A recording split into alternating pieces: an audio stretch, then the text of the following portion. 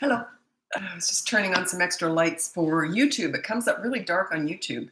So anyway, welcome to the live. Thanks so much for joining me. You know what I've noticed on Instagram is people turn up a lot faster. It's about the same number on TikTok and Instagram, but people turn up really quick on Instagram. A little bit slower on TikTok. I don't know why that is. I think TikTok delivers it a little bit different. Okay, anyway, you have no interest in that. Why was I just talking about that? Anyway, okay, so if you go on the link above, you can get my free behavior board. You can download my free behavior board, buy one of my toddler courses or my big boot camp course, or you can hire me for coaching. So let's get going with your parenting questions, and I'll do my best to answer them. Do I ignore screaming tantrums? You ignore all fit screams and tantrums because they're just an expression of them not getting what they want, when they want, and how they want it. If you give that any attention, you're feeding it, and it grows. So yeah, wherever you put your attention grows. That's why I always say you deal with the bad behavior, but then you focus on the good kid. So you ignore the crazy and reward the calm. But when you're actually, by the way, a tantrum is not bad behavior. It's an outburst of not getting their own way. It's a temper. It's not bad behavior. They often do bad things during a tantrum, and you don't punish that unless they've broken something and they're older. Okay, but not with little ones. They're up to lunch when they're having a tantrum. Yeah, and with head banging or hitting or anything, when they get violent and they're hurting themselves, someone else, or damaging property, you physically restrain them, but you still don't look at them or talk to them. You just hold them for a few seconds or a minute, then let go. If they start to get violent again, you hold them again. You still don't give them any attention. You're just physically restraining them from violence. Okay, that's all. And check out my toddler tantrum busting course. It goes into it with little ones. You don't restrain a teenager or an older child at all. It can just get really ugly. But yeah, with little ones, you physically restrain them. And the only reason you would ever restrain a teenager is if they were actually physically harming someone or themselves. You would never physically restrain them just because they're damaging property. Don't do it. You're going to have to put up with some broken big screen TVs sometimes if you've got a teenager on a rampage. There's no way you'd intervene with that. Anyway, you don't care about that. You've probably all got toddlers, right? I specialize in teenagers. That's why I've heard it all. Okay. My daughter is 2. Whenever Auntie is around, she would scream and cry. When she is alone with me, she plays and eats ham. Well, is she just not getting your undivided attention? Potentially. But that's my gut reaction. I could be wrong. But yeah, she'll learn. Just ignore it. If that's what it is, just ignore it.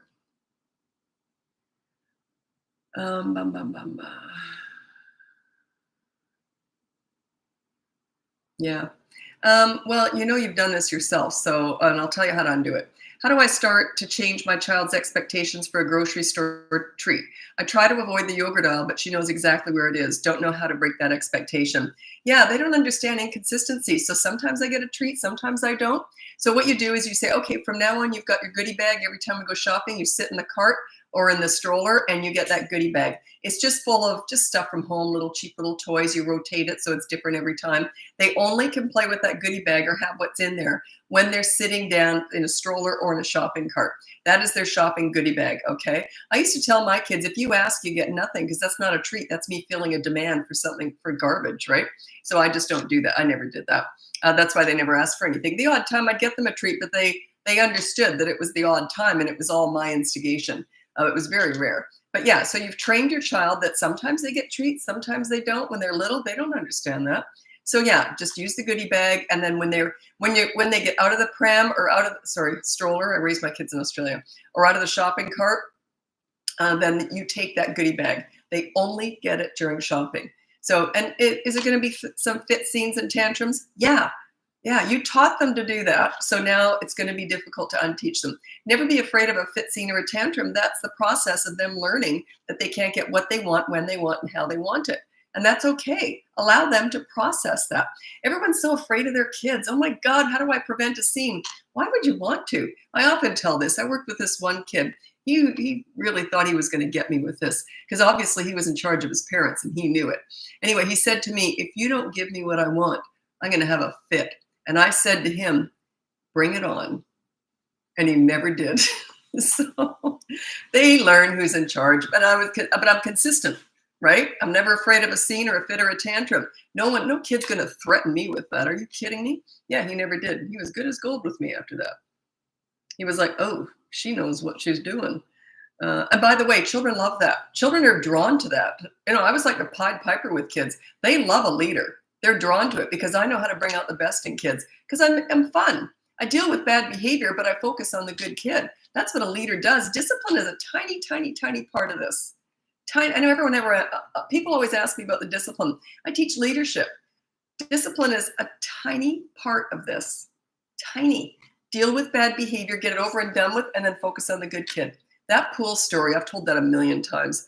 That pool story is a perfect example of that. How you never ignore bad behavior, you deal with it, but then you focus on the good kid.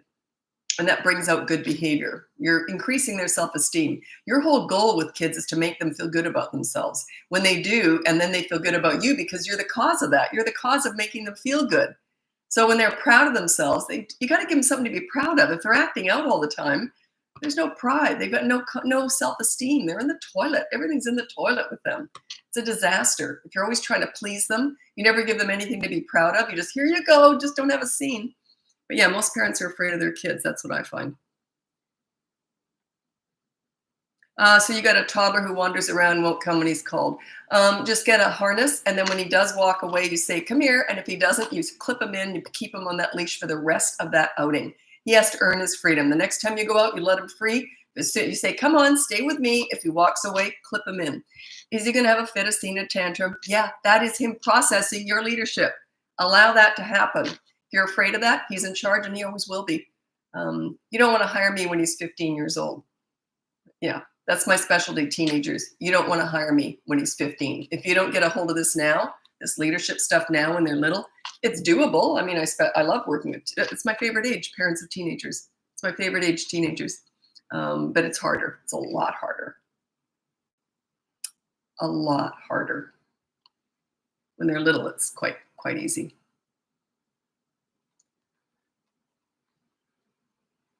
Okay, 2.5-year-old boys playing with their food. So you've got twins. Anyway, what I would do is I hand feed them. If they don't eat properly, because they're 2.5, they're old enough to understand this now. Every time they play in their food, you say no, you take their food away, and then you hand feed them. Will they eat for the rest of that meal and probably have a fit and not eat? That's okay. They can have a snack later. That's okay. Remember, allow them to process your new leadership. If you're not willing to do that, I can't help you. Like, you have to be willing to go through the storm to get to the rainbow. Everyone wants how do I get the results without them having a fit? I wouldn't have a clue. That is their brain processing your new leadership skills. That's how it goes. Anyway, especially when they're little. With the behavior board, 3 and up, and also the boot camp course, they don't always kick up a storm. Usually they will, depends on how bad things are. But you're on that behavior board too, so they get to punish you too. So that often sort of counterbalances all this. And they go, yeah, I don't mind being punished because I get to punish my parents every time they yell. So you see, it kind of balances it out a little bit. It can still get ugly though. My kids listen better to my husband, 7, 5, and 3. It's either because he is the leader or the authority. They tend to respect both. Although the authority builds resentment in the teen years, but they still come out the other end appreciating and respecting that. You're probably the pleaser. They never respect a pleaser. You become the dish rag. They wipe their feet all over you. They never respect you. That's sort of the way it goes. So yeah, work on your leadership skills. There's usually is one stronger leader in the family. I don't teach authority style parenting. I teach leadership because I want you to be best friends with your kids too. And leaders are also accountable. The old-fashioned authority style, they're not accountable. Those parents would never be punished. Whereas I think I should be punished too. Like if I messed up with my kids, they loved it. They'd look at each other like this. And I go, oh, geez, what do you want? Because I knew I'd messed up. Maybe I'd kept them waiting because I hate being kept waiting. But maybe I'd kept them waiting. So yeah, they loved all that stuff because they knew mom was accountable. 6-year-olds start to lie to not get in trouble. Never say you won't get in trouble if you tell the truth, but say you'll get in more trouble if you don't tell the truth and you still do the deed and I find out about it. So say the punishment will be lessened. Also put down no lying is the rule on the behavior board. And every time they lie, there's a consequence. That means there'll have to be like 2 consequences. If they did something wrong and then lied about it, you got to have 2 consequences. I would probably go to the secondary consequence. Check out the behavior board. You'll see there's 2 consequences for the kids. If they break a rule, there's a positive action. If they won't do that, then you do the negative deprivation. So if they did something bad and they lied about it, I would go right to the negative deprivation. because of that's kind of a doubling up with it. You never double the media blackout, though. I've told this very rarely, but when I'm working in coaching, sometimes we will. They have to be like 9 years old and above, and it's very rare that I'll do that, that I'll double the 24-hour media blackout. It's only done when there's like a real nasty confrontation at that behavior board, and they're arguing that 24-hour. If you want me to go through how that's done, I'll tell you, but I don't even like people to do that without me. Like, I only like to recommend that in coaching. It's a very specific way on how you do that. And it's very rare. Because then you got 48 whole hours of hell. Then you got no hand after that. 48 hours, you got no hand. Like, you know what I mean? You got no power because you're taking away media blackout for 2 whole days. But sometimes it's necessary. But it's maybe, I only do that maybe 2 or 3 times a year with clients. It's that rare. I don't like to do it. But I'll tell you, if they come at you, they're swearing and they're calling you all sorts of names and you're standing at the behavior board trying to lay down the law, that's when I do it. But they don't see it coming. They can't. If they do, it's not as effective. Oh, you're asking about autism? That is a specialty. I only deal with that in coaching. If you want my help with that, you'd have to hire me. Check out the link above. Okay. So I have to skip through because a lot of questions have come in. And I worry that if I answer the old ones, those people might be gone because people come and go in these lives. Okay, what are some techniques you can be used for a child, a 9-year-old showing frustration, irritation, and talking back? Now, we're never fixing kids. We're fixing and teaching parents here. If you're a leader, that just doesn't happen. It calms them down and they're very respectful. So that just says to me they don't respect you. So work on your leadership skills. Check out my boot camp course. I love that course. It's 5 weeks long. It seems like a long time, but it's just a progress. You're starting to learn. You got to learn. You got to get one behavior board, practice that for a whole week, only one rule. So it's not like everything's hell each week. It's not 5 weeks of sheer hell. It's like 5 weeks, the first rule 1 week, then the next week. So you start slow. By week 2, you have 2 rules. So yeah, your kid just doesn't respect you. That's all. You got to work on yourself. Remember, it's never the kid's fault. Everyone's quick. How do I fix my kid? You built that. You got to fix yourself. It's all about you. Your children's behavior, 100% of it from the ages of 3 to 12 is a direct result of your parenting. 100%. I could be wrong, but I like to say 100%. Because, and even when I was working with troubled teens, I saw them, an hour a week, maybe an hour and 20 minutes a week, or maybe twice sometimes, the difficult ones I saw twice a week. But if they did something bad, I always did this. I always thought, what am I missing here? Because I was their mentor. I thought, what am I missing here? What am I doing wrong? I blame myself, and I saw them for like an hour a week. A leader takes full responsibility for those kids. Don't blame them. It's on you. Isn't that the best news you can hear? Wouldn't you rather blame yourself than your kids? A lot of parents say, oh, you're trying to make me feel bad. And I'm like, oh, is it all about you? It's about your kids, for God's sake. Wouldn't you rather blame yourself for their behavior than blame them? I'm always shocked when people say that. You're just trying to make me feel bad. Do you get my frustration at that? Like, you'd rather blame your children for their bad behavior than yourself? How selfish. Like, I blame myself when I was mentoring troubled teens for an hour a week. I blame myself for their behavior because I was their mentor. Take responsibility. That's what leaders do. You don't take blame.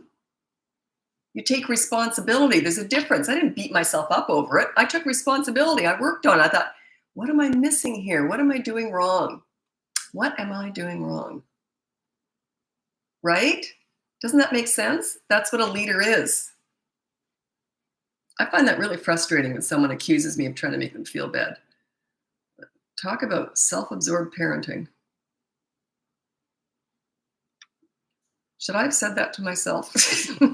Sometimes whatever's in here just comes flying out. But yeah, that one really gets to me because it bothers me that it's so much more about the parent than the child. They're so much more concerned about their own feelings. They'd rather blame their kids and take all the blame off of them. Yeah, thank you, agreed. Well, thanks, someone agrees with me. Okay.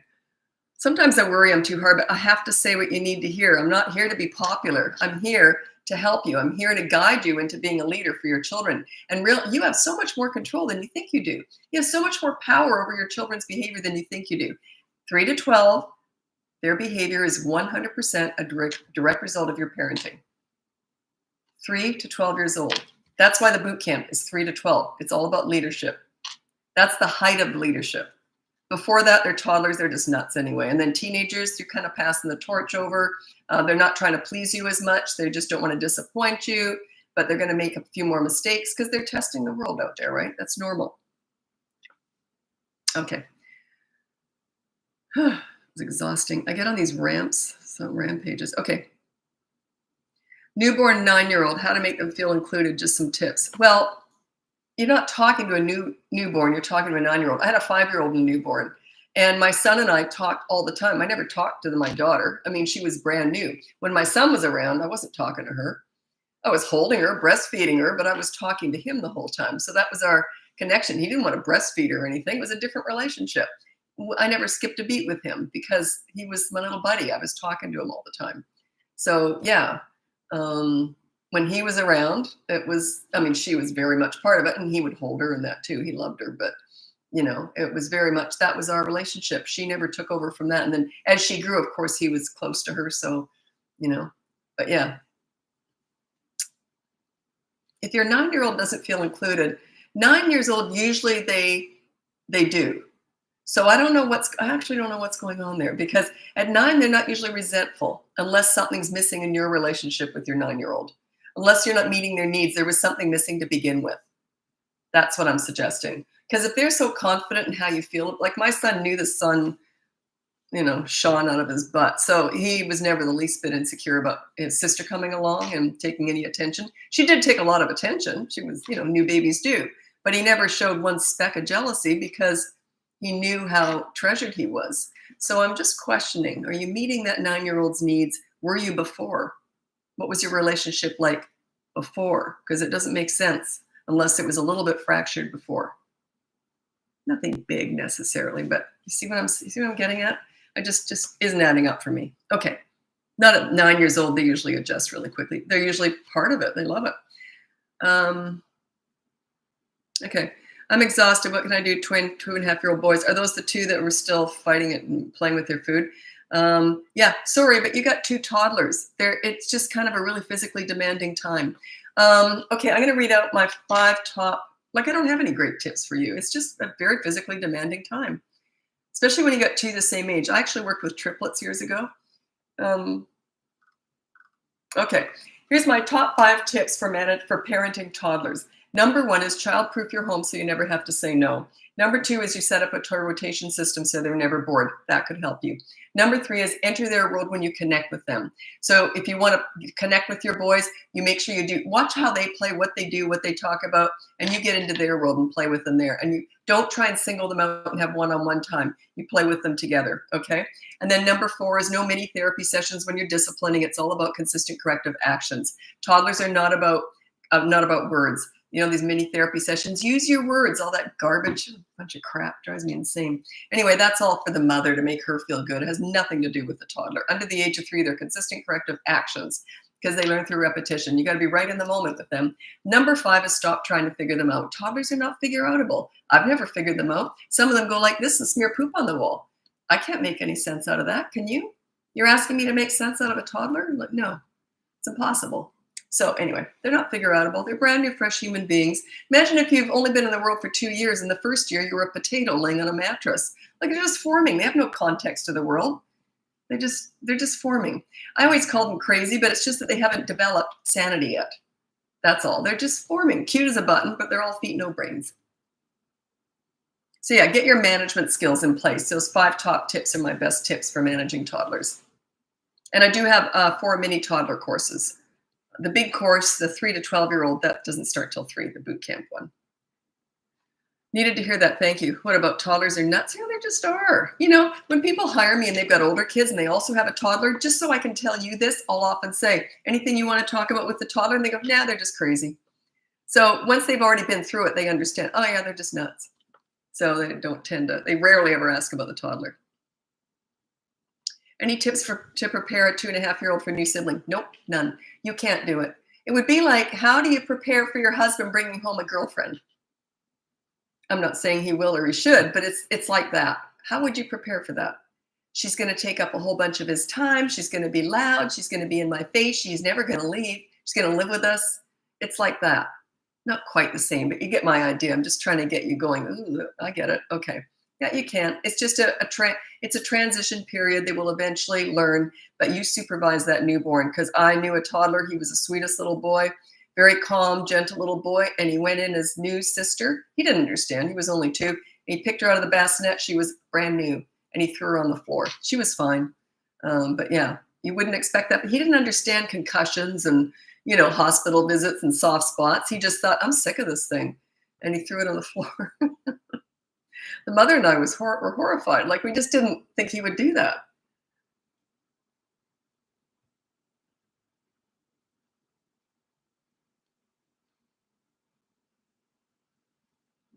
Kindergartner leaves school during lunch. I don't know what you mean. I don't know what you mean. You mean leave school? They can't leave school. There's people there guarding them. Like, I don't understand. Separation anxiety. I just did a video on that. Did I post it though?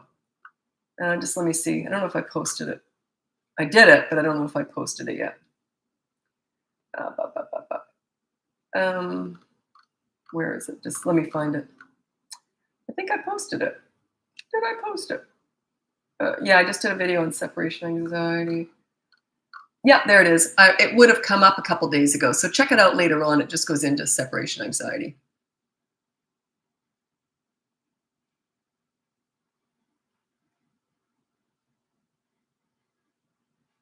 Oh, you're asking about your 2 and 3/4-year-old play nice? Well, I just read out my 5 top tips for parenting.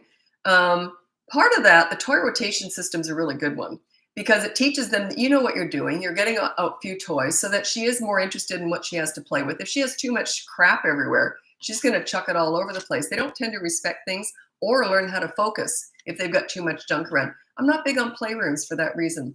Plus, I never wanted my kids in another room. I wanted my kids around me all the time. So I wanted them playing with me so I could be talking to them all the time. And, we'd have that back and forth all the time. So, yeah, potentially got too much stuff around. They don't respect anything and nothing's that interesting because there's just too much crap everywhere. I see that a lot with kids, and that's often what causes that. So it could just be overstimulation or boredom with what she's got. She sees everything all the time and doesn't see anything.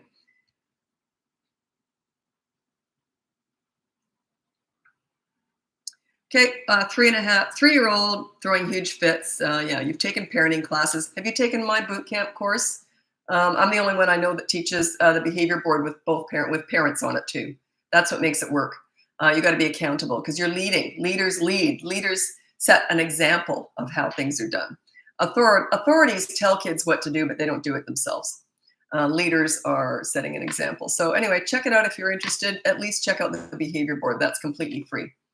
So yeah, she needs a leader. That's all. Kids without leaders. By the way, leadership is mostly about connecting with your kids and bonding with them. The discipline's a tiny part of it. But children without a leader are very vulnerable and susceptible. Once you send them off to school, they are extremely vulnerable and susceptible to peer pressure, bullying. They often become bullies too, by the way. Without a leader at home, they often become bullies. So they're very susceptible to peer pressure, bullies, the drug dealer on the corner, the internet, the Kardashians, because they're going to be looking for leadership elsewhere. It's just what happens. Or they try to exercise theirs over other people. Yeah, that's the bullying part of it. So yeah, leadership's extreme. They need, crave, and want a leader. If you don't provide that for them, they're gonna be kind of messed up.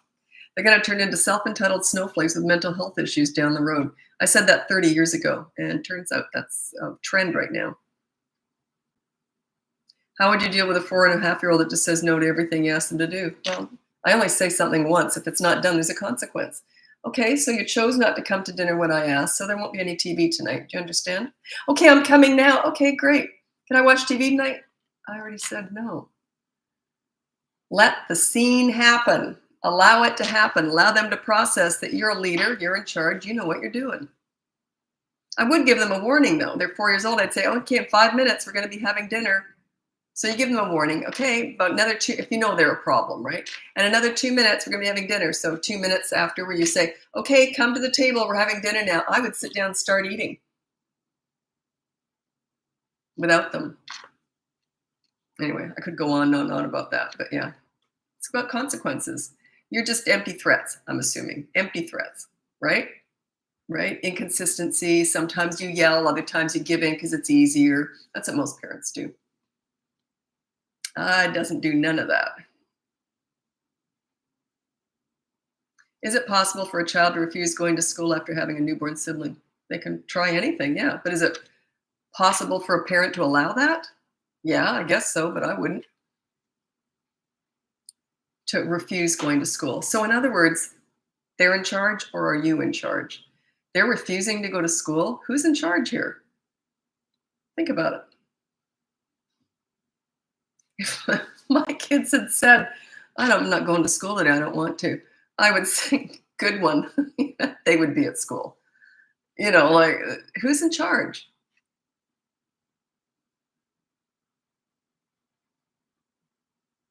I got a 5, 6. What does that mean? 5, 6, and 1 month old girl. 1 month old. Got a 5, 6, and 1 month old. Okay. Anyway, so you got a 5-year-old at least and a 1 month year old. I can't read. Anyway, I just moved into a new apartment. Your tips have saved me and kept my head level. Excellent. And the thing is, a lot of parents, the reason why you're not going to get success with my methods is you're trying to pick what you like from me and what you like from someone else, and then you like from another person. You're trying to mix them all up like a diet, right? It doesn't work that way. You go with one expert, or we call ourselves, I hate that word, but you know what I'm saying. I'm a coach. If someone else, maybe a child psychologist, what they say, a lot of my clients are child psychologists, by the way. Parenting's different. I couldn't do what they do, and they struggle with parenting often. Anyway, so you make sure that you just pick that one path. Everything I teach goes together. It's like a package deal. So if you're just picking and choosing and, okay, today we'll try this and mix it with a bit of that and throw in a little bit of that, nothing's going to work. You got to pick a path and go with it. Okay, try my way for 3 weeks. If I suck, you just go, she doesn't know what the heck she's talking about. Then move on to someone else. You gotta pick a path. If you were to throw time out into my methods, it would tank. I hate time out. I think it's mean. It's degrading. It's humiliating. I would never do it. So, and I teach respect. You give respect to get it. So if you were to throw time out into my methods, it completely would just obliterate the whole thing.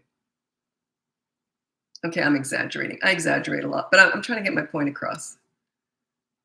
Obliterate. I'm going to crack myself up. Oh, God, it was funny. Okay.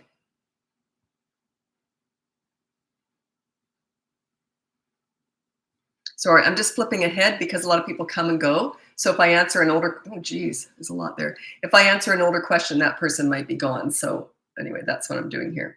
And I get dizzy when I flip. So if my eyeballs start to spin, you'll know why, like a slot machine. As you get older, I'm in my 60s now. As you get older, your vertigo happens. It's really weird. 22-month-old throws tantrums as soon as she hears my voice. I don't know what's going on with that. So she only hears your voice how often then? Like, I don't know what's going on there. Need a bit more information to make any comment on that. 3.5-year-old, do I print and post up the behavior board even though they can't read yet? Yeah, you don't print it out or anything. It's just instructions on how you do it. And there's a sample behavior board. You go and get yourself a poster board and you can use pictures and you explain it all to them. And you put down pictures and you never put personality-based stuff on there except for you. You always put no yelling if you yell. So, but with them, you never put no yelling. That's ridiculous. What are you going to do? Yeah, you never put personality-based stuff. It's all actions on there for them as their rule. So then you just draw it all up on a big poster board. And then that's week 1. Week 2, you're going to have 2 of them. And the only thing that has to change is the kids' rule. They're going to have 3 different rules by 3 weeks. 3 different behavior boards. So yeah, draw pictures. Use timers. You know those big, I should get commission on this stuff. You know those clocks that I think you can get them anywhere. And they have like colors that disappear when they're little kids don't understand time. When all that red is gone, then it's time for bed. When all the red is gone, then it's time. All your toys have to be put away. You see? So visual timers are so important. Alarms going off. Ooh, that's the alarm. We've only got 1 more minute before we're going. It makes you look like you're in charge. Like school works with clocks and bells for a reason. School doesn't just say, ooh, it's about time to quit school. Ooh, it's about time, bells, signals that things are changing, routines, structure. Children love all that stuff. Actually, we all do. We're all innately built for habits and routines. So do that. Give the gift of routines to your children. and timers and alarms, and that's all. It helps. There's any visual cue.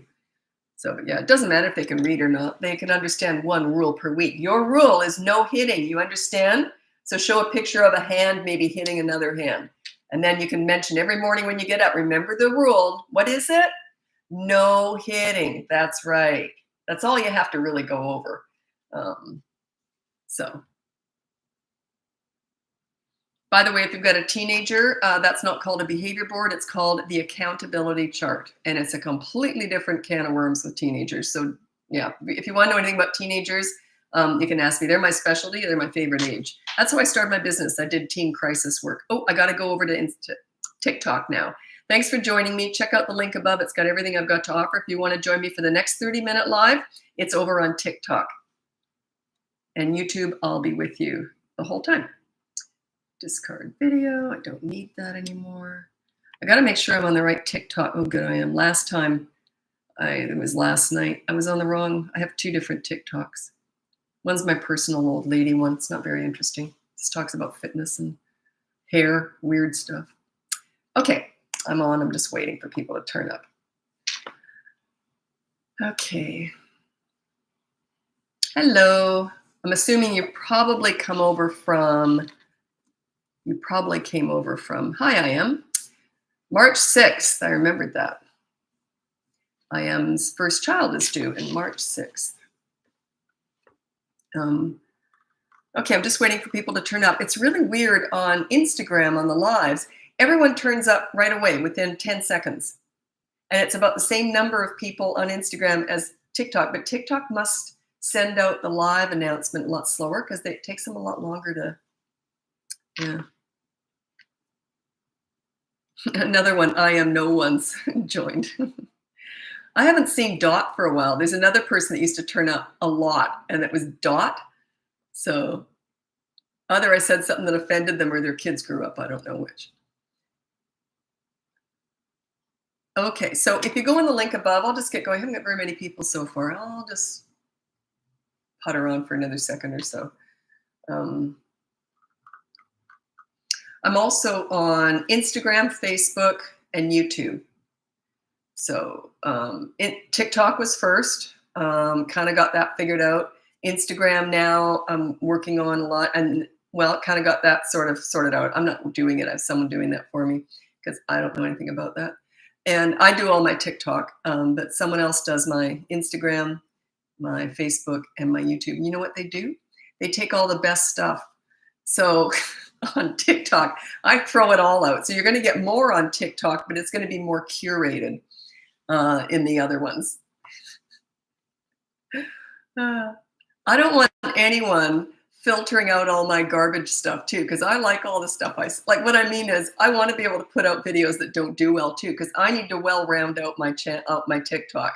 Like, because there's lots of stuff that I know people aren't really going to want to watch, but I think it's an important message to put out. So yeah, it's fine by me if not many people watch it. Okay. Oh, well, 2-year-old keeps pulling hair during story time or playtime. I restrain her, but don't know what I would just walk away. I would say no, and I would just pull her away from the fun or whatever, and then, or him away from the fun, and then I would just get up and walk away. Playtime's over for a minute or two. And that's not time out. That's a break. Time out is when you send them somewhere else by themselves in a corner. But when you walk away, you just say, no, we'll come back. No, you don't pull my hair. You don't do that. I would get up and walk away. If you're just sitting playing with them, just do it for a minute or two and then come back and then start playing again. Don't say, don't pull my hair again. Don't remind them what not to do, because then they're more likely to do it. If they go for your hair, intervene before they even get to it. Say no, get up and walk away again. You might have to have springs on your butt, getting up and down, up again. That's okay. That's how they learn best, by the way, is that constant repetition. They might learn in one day to stop pulling hair. If you only do it once every day, it might take weeks. But if it's every single minute or a whole day, they're probably never going to do it again. Because it just gets cemented in their brain. They rewire their brain. Oh, no, won't do that. Anyway, I won't go into all that. I love it when I get child psychologists as clients because they want to know all the psychology behind this stuff. I don't know the terminology, but I do understand kids. And toddlers learn differently. They learn through repetition. They learn to not touch a hot oven. They don't learn the first time, though. They don't think, oh, maybe I shouldn't touch that because it's hot. They learn a different way. They learn from burning themselves 20 times. Not that they should, but you get my point here? That's how they learn. It's through physical actions and pain, and that's how they learn. It's through actions, not words. They don't stop and think. And then they just don't do it again, but it's sort of been rewired in their brain not to, but they don't really think about it. They just go to touch it and they veer off because something in their brain tells them. Okay.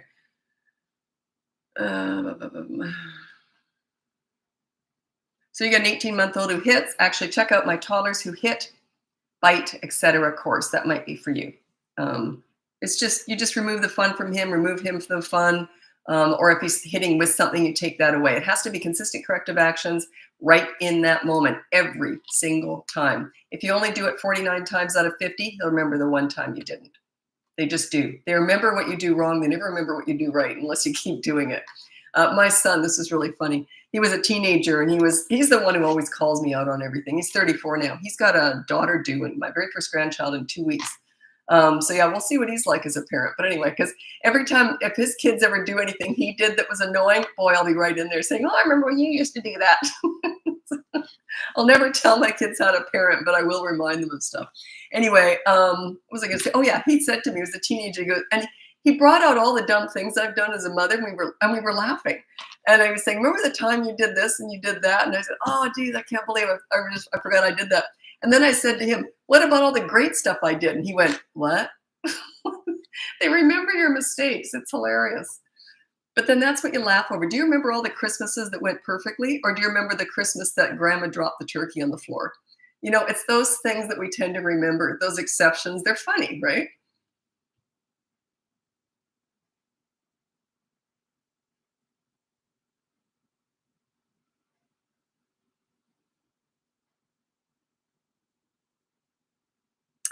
Uh, bu- bu- bu- bu- bu- bu. 3-year-old started yelling, I don't like you, just leave me alone. So, because you already said when he's mad. Now, if he said that on the Dumbo ride at Disneyland, I might be concerned. But if he's only saying it because he's mad, he's just trying to get under your skin. Obviously he is, and that's why he does it. If a kid said that to me, I'd go, whatever. And then, because if he's only saying it just to get under my skin, I'd, whatever. And then I just keep washing the dishes. It would have no effect on me. That's why they wouldn't do it, ever. Why would they? They only do it to get under your skin. It's getting back at you. But they can't get back at you if it doesn't bother you. Is screaming fits considered a tantrum? A tantrum is when they've actually lost control.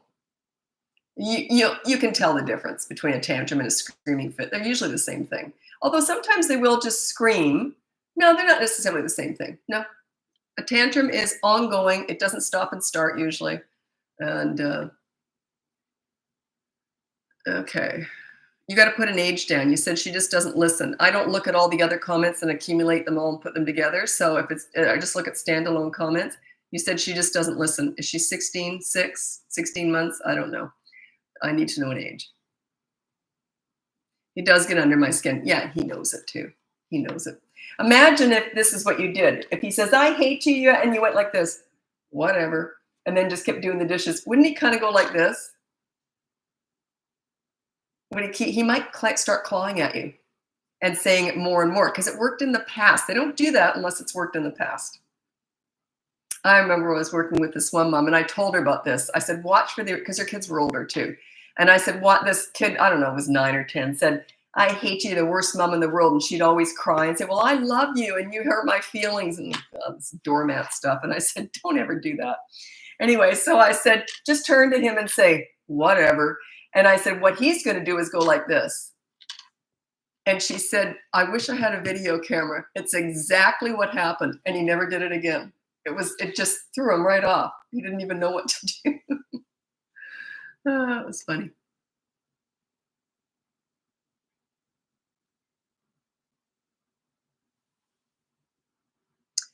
Okay, 19-month-old to sleep throughout the night. Well, I do have a course called Bedtime Battles. It starts at the age of 2, really. but you're kind of on the cusp of that. If they're in a crib, it's a little bit harder if they can flop out of it. You don't want that happening. So if they're in a crib, that's sort of 2, they're kind of coming out of a crib. That's why I did it at 2. Anyway, what I would do at the very most, what I would do if they won't stay in bed, is you go in the room, sit a chair beside the crib. I'm assuming they're not in a bed, and you put your arm in the crib, and they just only give them your arm. Don't look at them or talk to them, and you just sit in the chair in the dark or like a nightlight, and you just look like you're nodding off. They will scream and have a fit to try and get your attention. Just even snore if you have to. Like look like you're falling asleep. So yeah, so you're still there.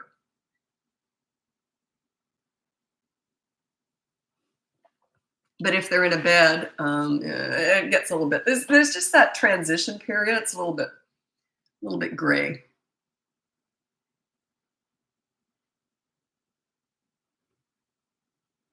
She's in a floor bed, 19 months old. It's just a little bit young for that bedtime battles, because what you do is you just keep putting them back to bed and then leaving the room, putting them back to bed, leaving the room. I would let you decide whether or not you think that's for you. You can start it younger. I put 2, they can all do it. And at 19 months, she might be fine for it. Yeah. Yeah. Don't ask me anything political. No point. It's not what this is about. It's usually kids who get on here. Okay. They want attention. So, okay. Tantrum, 15 months old. I'm ignoring her. Perfect. She's just on that cusp. Because 16 months I consider a toddler, 15 months I consider still a baby. So yeah, you can't ignore it if it's working, but if they're getting really riled up by being ignored, then you can do the distracted thing. You can go and take her favorite book by yourself, and you go sit on a couch or sit on the floor and read her favorite book out loud to yourself. Don't look at her. Out loud. And then, oh, the fox went over there. And the idea is that it gives her something else to think about, and she'll come and crawl in your lap. But it's not a reward. Rewards are different. Yeah. So you can kind of use redirection and distraction when they're really little. So if her tantrums are just getting insane when you're ignoring her, she could just need that distraction method. Oh, you said it's working. Oh, perfect. Ignore everything I just said. Just ignore all that. There was this really funny video. You could still find it. I looked for it a few months ago. It's still out there on YouTube, and it was a toddler stops tantruming when he can't see mom or something like that. It's an old video, at least 10 years old, and he's screaming on the floor, and then mom walks in another room, and he looks around, stops screaming, gets up, walks. As soon as he can see her again, he lays on the floor and starts screaming again. They never have a tantrum all in a room by themselves. It's all for attention, right?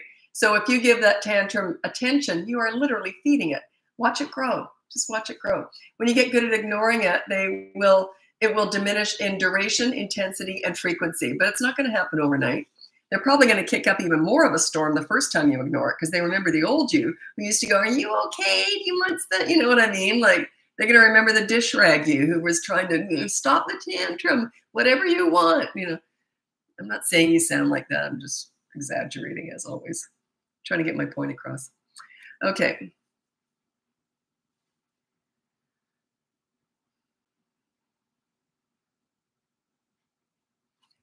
Yes, my kids don't act the same when I'm gone. LOL, they act for us because they're most comfortable. Yeah, but they should still be very respectful. Being comfortable doesn't mean disrespectful. It means that they can let loose. We used to say that's when the gas can happen. You know what I mean? That's the comfort, but the disrespect should never happen. That's a different thing. That has nothing to do with comfort. That's disrespect is disrespect. Plus, also, a lot of the times when they're better with other people is they know other people won't put up with it. Is it true, terrible too? Well, they're just not, they're kind of misunderstood in that you're trying to make sense out of them. So it's not that they're terrible, they just have no control. They're going to do whatever impulse comes into their little body. I don't even think it goes into their head. They just touch this, touch that. So they're just impulse driven. So it's not terrible, it's just immaturity in the world. They're just forming. They're brand new, fresh human beings. They've just got one marble and some tumbleweed floating around in there. So it's not terrible. It's just fresh. They're brand new. They're cute as a button, but they're all feet, no brains, right? Actually, toddlers are my least favorite age because I love them at home because I had a child-proofed home. It was easy. They were adorable. But when I went out, I couldn't relax. I'm a real safety nut. I just watched them like a hawk, no matter where I went, a friend's house, because no one child-proofed the way I did. So I watched, sometimes they'd have dirt. And so I remember one friend had just put some fertilizer, these little fertilizer beads in her plant, and the kids were all eating them. Like, just, no one child-proofs the way I do. Like, I was just horrified. So I could never go anywhere without watching my toddlers. That's why it was my least favorite age, because it was just so much work going on. And I like going out all the time. So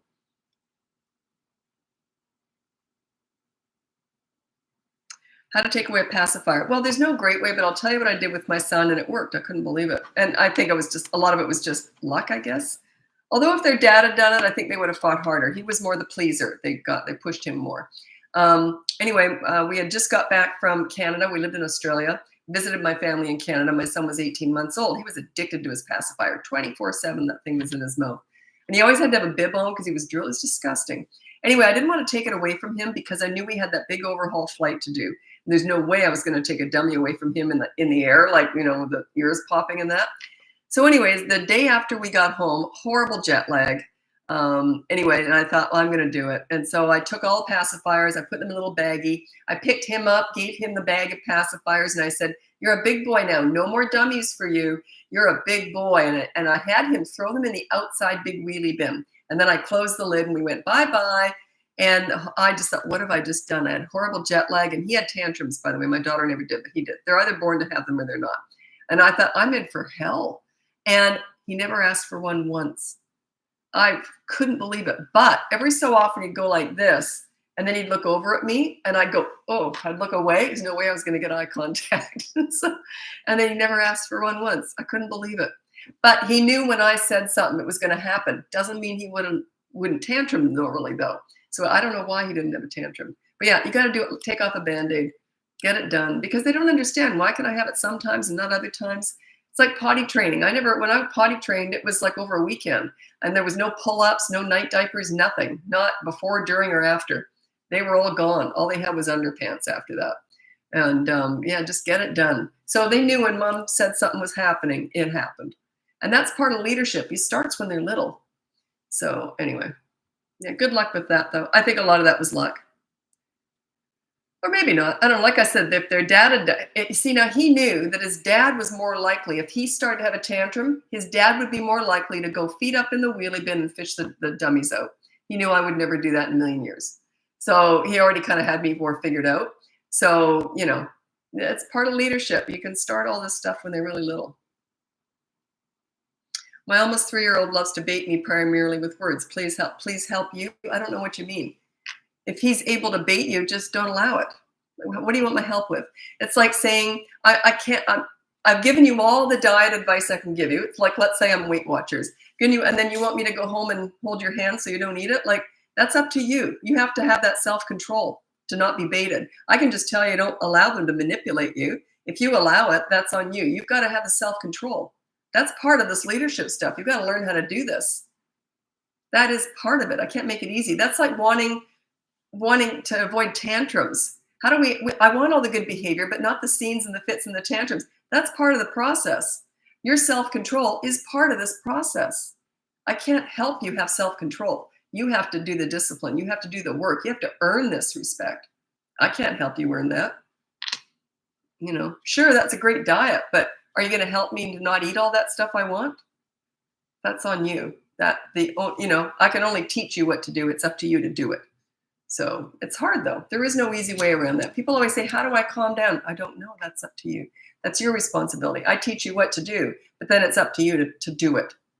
And it is doable. And all my clients that work with me in coaching, they all say the same thing. They said, oh, I get it. It's all me. And I say, yeah, but it gets easier. It gets easier. Once they start getting results, then they start to feel it. I used to have this mom. Which one was it? Can't remember. Just a sec. I had a few clients very early in the year, and they were all so similar. It was just really weird. They were all I never asked if they knew each other. Sometimes they don't even tell me they're related. Anyway, so they were all very similar problems. And the moms were just crying throughout the first 2 sessions, sobbing, crying. I'm a horrible mother. I can't do this. I said, just 1 rule per week. That's it. Now you got a new rule. And then by week 3, like several of these clients, they're all different clients, but the same week, they all turned up like this in week 3. They were getting it. It gets easier, but you got to do the hard work. That's your self-control. It's like teaching you how to quit smoking. I can't go and stop you from smoking, but I can tell you things that might help, but it gets easier. It's like a lot of things. You got to do the work though. You got to be willing to put in the work. Is it worth it? Oh yeah. Or you can not do the work now and then hire me when your kids are teenagers. That's my specialty. You don't want to do that. They're my favorite age, but you don't want to hire me when you got teenagers. It's doable. It is, but it's really hard work. Way harder than when they're little. So you think you don't have patience now? Wait till they're teenagers. They can really mess with you when they're teenagers. Advice on dealing with bedtime fear. Our son is 6 and still scared to sleep alone. I would have to assess that. If it's truly fear or manipulation. I don't know. They're 2 different answers. So I don't know. Is it fear or pretending to be afraid because he's manipulating you? I don't know.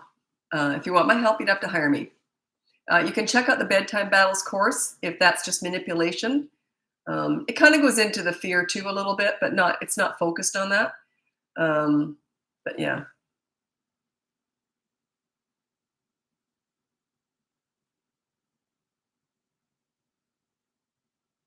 How do I get my 2-year-old to listen? You don't. You don't get 2-year-olds to listen. Give me an example. I got too much information there. Give me an example. I will read out my 5 top tips for parenting toddlers. And it might help. Number 1 is childproof your home so you never have to say no. That might help. Maybe you have to say no to them touching stuff. Number 2 is you set up a toy rotation system so they're never bored. Maybe they're a little bit rambunctious and don't focus on anything. That's because they got too much crap everywhere. So get a toy rotation system going so they only have a few toys out at any given time and you're rotating them. Number 3 is when you want to connect with your toddler, you enter their world. You don't connect at the nail salon. You go to the park and roll down the hill with them. So that increases your bond, which also helps your leadership because leaders are fun too. And number 4 is when you are disciplining a toddler, you use consistent corrective actions, not words. Those mini therapy sessions, I know they're trendy right now, but they're garbage. It's all that use your words and talk about your big feelings and big emotions. That's all feeding the mom's needs. Making the mom feel good has nothing to do with the toddler. It's all about the mom. Number 5 is stop trying to figure out toddlers. They're not figure outable. They haven't formed yet. How can you figure out brand new, fresh human beings? They haven't formed yet. They might even go like this and smear poop on the wall. You want to help me figure that one out? I can't figure that out. Yeah. Anyway, so does that help at all? Okay. Oh yeah, absolutely. Can a movie make a kid fear of being alone? Yeah, my daughter watched Home Alone and won't stop crying. I watched Wizard of Oz and I watched it through my grandma's armpit. I was terrified of the wizard. When he came out behind that curtain, or when he came out with the smoke and everything, I was terrified. I can remember being terrified of the lion and I remember being terrified of the whole thing. The witch, oh my God, the witch, and the little men, the little flying men. So yeah, I was terrified. I did sleep alone, but my parents had to stay in my room when I went to sleep for a while. Yeah, you can scare kids.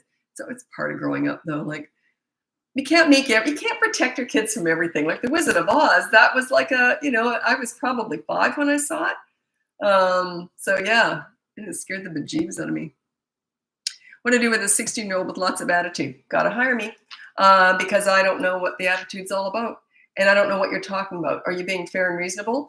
My son was 15 years old and he said to me, you've been a difficult mom to have because I could never rebel. And I said, what? And he says, because you're too reasonable and easy to talk to. So are you reasonable and easy to talk to? I could teach you how to do that, but I don't know his needs. What's your relationship like? I don't teach the same thing to every parent with teenagers because I don't know where you're at. I have to assess your history. I have to assess where you are right now, what's going on, and why has he got such an attitude, and how do you react to it? It's your reaction that usually messes everything up. I'm going to read out my top 3 tips for parenting teenagers. There's nothing wrong with teenagers. It's just parents don't understand how to transition into the teen years. That's why they're my favorite age. I used to mentor troubled teens before my kids were teens. And I just learned, I thought, oh, I get it. Okay. So number 1 is listen to understand and show empathy. You don't listen to gather information to lecture with, or they will shut you out. If they want your advice, they're going to ask for it. Okay. I call it silent listening. When you get good at this, they'll tell you everything. And because they'll want to tell you everything. Number 2 is you negotiate pretty much everything. It's a general statement, but it goes something like this. I want you to make your bed every morning. What do you want from me? Okay, so you sort of negotiate back and forth, not with the big stuff, but with the little stuff. And we always start with the little stuff. Everyone wants me to discuss, oh, I want you to discuss, I want to fix the big stuff. And I say, no, we have to start small. We're building your relationship with your teenager first. Then I'll tell you a cute story after this. Number 3 is you don't sweat the small stuff with teenagers. You let it go. If they do something stupid and it's not a big deal, say that was stupid. Wait to hear what I did when I was your age. Like, it's okay to make mistakes. We all did. That's part of learning. And then save your energy for the big stuff. If you ever have it, you're going to need the energy. Okay, I'm going to tell you this cute story. I was dealing with this mom. She was a coaching client. She was at war with her 16-year-old boy. They just bought him a new car so he could drive himself. He had a million different sports and everything. So they wanted him to have his own car. So anyway, they bought him his own car, but he didn't have his license yet. So every single night after dinner, the mom and him would go out for a driving lesson, and they fought like cat and dog. She said they actually had never gotten along. They were very much alike. They were both very stubborn. They just never got along. You know that? It's just like this all the time. So I said to her, okay, on the behavior board, it's called an accountability chart when you've got teenagers. You put down no yelling. That's your rule. When you yell, your consequence is you cannot speak during the next driving lesson, because all she did was nag him the whole time. That's what they fought about. And she goes, well, I can't do that. And I said, no, you can speak up if there's a train coming and he's going to drive into it. But other than life and death stuff, you're not allowed to talk. Okay. Anyway, so she fought me on that. She says, well, I can't do that. And I said, well, that's it. And I just sat and waited. And I said, do you want a refund, basically? And I said, that's what you have to do. Anyway, she goes, okay. So anyway, what she did, I didn't tell her to do this. She put tape on her mouth as a reminder to herself not to talk. It was just like masking tape or painter's tape or something, just to remind herself she couldn't talk because she yelled. So she wasn't allowed to talk. He was really happy about this. Anyway, he didn't see the tape until this happened. She opened up the door to get in, the side door to get in, passenger door. And in the rear view, in the side mirror, she saw herself and started to laugh. And the tape came off the bottom lip and it was flapping when she was laughing. Her son looked over, saw this, and they both started giggling. She goes, that was the most fun they ever had together. She wasn't talking, but they were laughing their guts out the whole time. The mother sitting there quiet like a little kid with his tape on her mouth. Anyway, then we worked on other stuff. Then we worked on the bigger stuff. But we had to get the bond going. They went like this, and then they ended up like that. So, and he was 16. So the attitude is a reaction to your parenting. Okay? It just is. You got to adjust it. Yeah. Okay. Do you sleep train your 1-year-old? It's different. With a 1-year-old, you just have to shut the door because they're in a crib. You shut the door, go outside, and sit on the floor and cry like I did. That's all you can do. And you just keep going in every 5 minutes. Oh, you're okay. Pat them on the back. And then you go out and sit up and cry again. Or you might go to the next level, sit in a chair beside them, put your arm in there, and then pretend you're falling asleep. But yeah, it's just rough because they're still babies. I really baby them till they're about 15 months old. Yeah, don't use the course on a 1-year-old. The bedtime battles course is 2 to 8.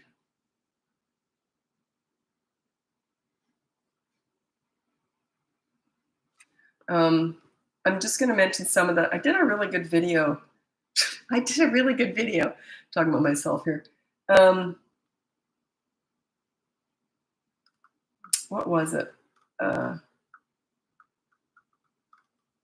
This one, I didn't quite word it the way I wanted to. I did a video the other day. Toddler only eats cookies and yogurt. It was a direct question from one of my platforms. And I thought, so what do I do? All they'll eat is cookies and yogurt. That's like saying, oh, my teenager only won't eat dinner, only smokes cigarettes. Well, who's giving them the cigarettes? Like, you're in charge of your 2-year-old's diet. Like, what I mean is, I didn't quite know how to answer that. I did answer it in a certain way, but I wasn't real happy with my answer. But basically, I think a lot of parents allow their children to guide them on how they want to be parented. It's not the way you do it.